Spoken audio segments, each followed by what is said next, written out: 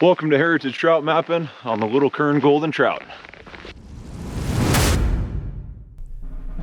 Today, we are in pursuit of a trout that has been on my list for a long time.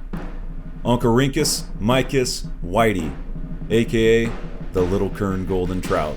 The subspecies name Whitei was given in honor of Stewart Edward White, an American writer who brought his conservational concerns for the golden trout to the attention of President Theodore Roosevelt.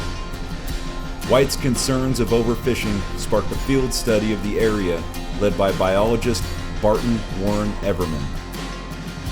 The golden trout of the southern high Sierras, or as some call it, the Everman Report, published in 1906, provided the framework that saved the golden trout from the brink of extinction through overfishing at the time, and contained conservational practices that allow us the great privilege of witnessing the unbounded beauty of the golden trout today, almost 120 years later. Got a little stream crossing here. All right, don't get your feet wet. Oh, too late, I already did. And I ripped my pants. You ripped your pants? Yeah, right off the bat. I find it surreal reading early accounts of people catching over 600 goldens in a day. In his book, The Mountains, White describes catching 100 goldens in under an hour and consuming 65 trout between himself and his two companions. Undoubtedly unsustainable numbers for a wild heritage trout fishery. Alright, we gotta sit here and wait for a minute for the last two stragglers on the trip. No. You guys making it okay? Yes. Alright, so we got into camp. Extremely long day. Walking through a very scarred forest from all the past forest fires. So we're covered in ash. It's extremely hot and a lot more difficult trail than I originally thought. Just looking at it on the maps was deceptively difficult. But anyways, everyone made it here. Super proud of everybody. They did a great job. And we got in, set up camp, and cooked a hot meal. And now it's time to get down to business and see if we can catch a little Kern golden trout. The point of this entire trip. The Little Kern Golden is endemic to the Little Kern River and its tributaries. Although evolution in the golden trout complex is not exactly straightforward or linear in progression due to later invasions, introductions, and intermixing, I think its characteristics are best described as an almost intermittent step between the coastal rainbow and the California golden trout in both coloration and spotting patterns. So I see one setting down in the bottom of that pool. I'm gonna tie on like a woolly bugger or something like a bead head. See if it can get down a little bit further and right under that kind of waterfall area off those rocks. See if that'll tempt them a little better.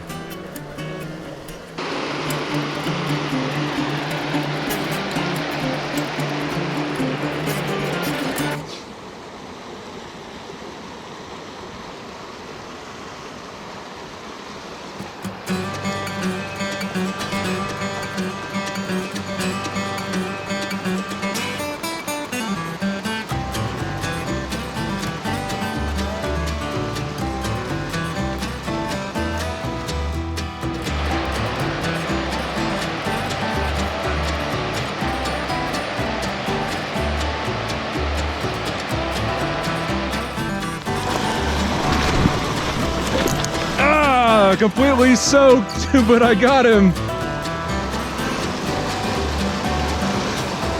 Oh man, look at that. Little Kern Golden. Oh man. Come here, bud.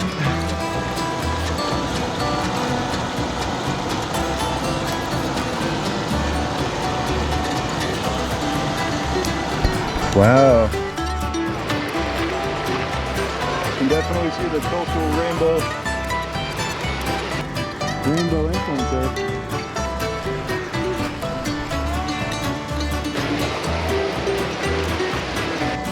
Okay, you ready for a picture?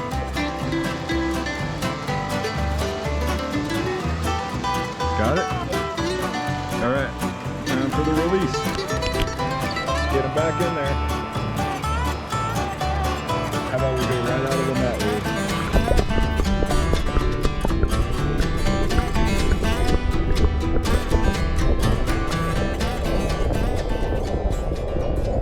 Did he go? Ha ha! Awesome! Man, that was a long ways up here. But what, maybe 2 minutes of fishing? Yeah. And yeah, soaking wet already, but that's all right. We're completely covered in ash from walking through all the forest fires, or all the burnt trees and stuff. But gosh, that was cool. Could definitely see the coastal rainbow influence there. And of course, the Little Kern Golden is more closely related to the Kern River rainbow than it is to the California golden trout or the South Fork of the Kern Golden, Golden Trout Creek / Volcano Creek. Gosh, it gets confusing. They're all lumped together as the California golden. So the Little Kern Golden is more closely related to the Kern River rainbow. That was awesome. I'm gonna get organized here and try to catch another one. I'll get even higher.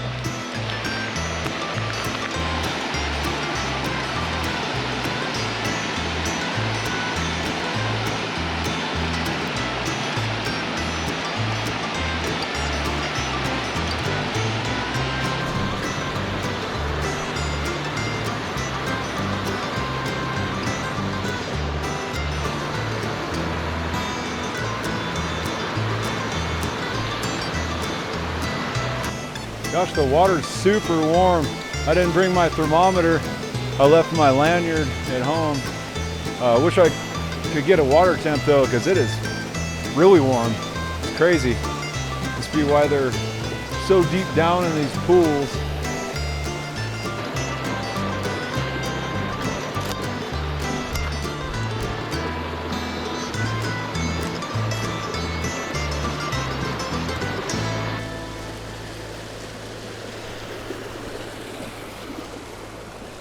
All right, you ready to head back? Yeah. I feel like I'm fishing with a worm out there. It's just the water temperatures are so warm, and they're just down in these really deep pools, so I'm nymphing without an indicator, which, you know, whatever. Quite a ways back in here and didn't happen to bring one. It's not really my favorite type of fishing. But anyways, I'm gonna head back to camp. We'll probably turn in early tonight. I think everybody's pretty beat. And we'll either get up super early in the morning and head out of here, or hopefully, you know, through the night, water temperatures and stuff will cool down, and especially by the early morning, maybe they'll be up in the riffles feeding on dries, which is a lot more fun to fish. But as of right now, we caught one, and that's what we came here for. So I count that as a success as of right now. Really beautiful Little Kern Golden Trout. Yeah, let's head back to camp.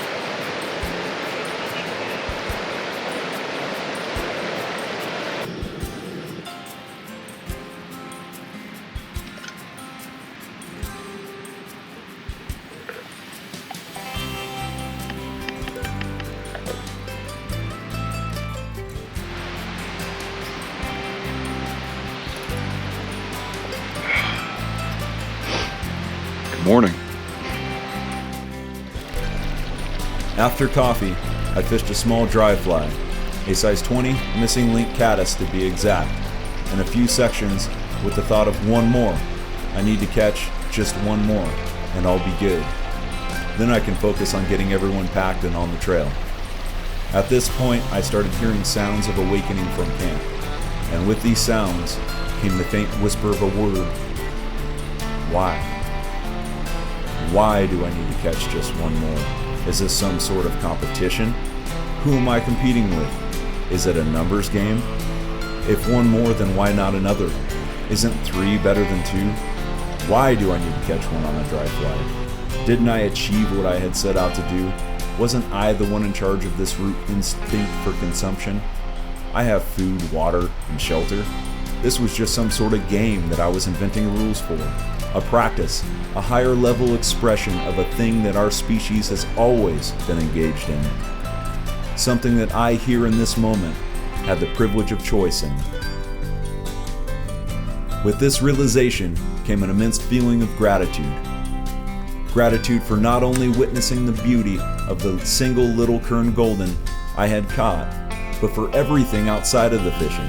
My family, our health, the ability to walk into this small patch of wilderness unscarred by forest fires to spend the night.